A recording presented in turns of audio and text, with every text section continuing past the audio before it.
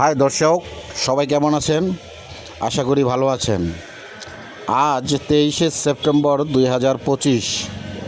আজকে লাঞ্চ নিয়ে আসলাম রফিক বাবুর্চির খাসির পাক্কি। এটার নাম পাক্কি বলল তারা। অবশ্য পাক্কির নামটা আমি আগেও শুনছি, কিন্তু ক্লিয়ারলি জানতাম না কোনটা পাক্কি, কোনটা কাচ্চি, কোনটা তেহারি।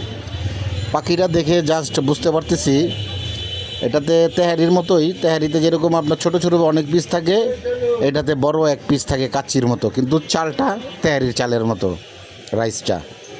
এইটাই আর কি ডিফারেন্স দেখলাম। একটা বড় পিস আর চাল, রাইস, তেহারির রাইস। এটার নাম হয়ে গেছে পাক্কি। যাক, রফিক বাবুর্চির পাক্কি সেহেতু তো ভালো লাগার কথা, ভালো লাগতেছে, খারাপ না।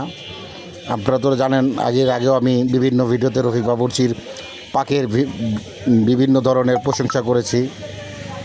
তো আজকে পাক্কি রান্না করলো, তাই নিয়ে আসলাম। রেট নিল 220 টাকা। না, খাওয়াটা ভালোই হয়েছে। 10-এ 8 দেওয়া যায়, 8 থেকে 9 দেওয়া যায় 10-এ। রফিক বাবুর্চির পাক্কি আমাদের নবাবপুর রোডের নবন্ত বৈশাখ লেন গল্লির ভিতরে। নবন্ত বৈশাখ লেন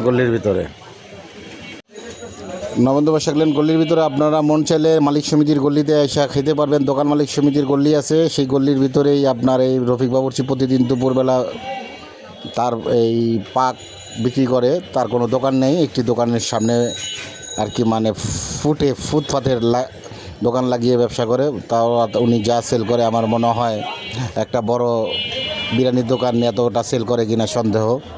যাক, এটা ওনার ভাগ্যের ব্যাপার। ওনার ব্যবসা ভালো হয়, ওনার পাক ভালো বিধে, ওনার কোয়ালিটি ভালো বিধে ওনার ব্যবসা ভালো হয়।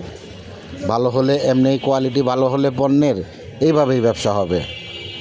তো যাই হোক, আপনারা যখন আসবেন খেয়ে যান। আর সবসময় পাখি পাওয়া যায় না, উনি সাধারণত মোরগ পোলাও বেশি করে।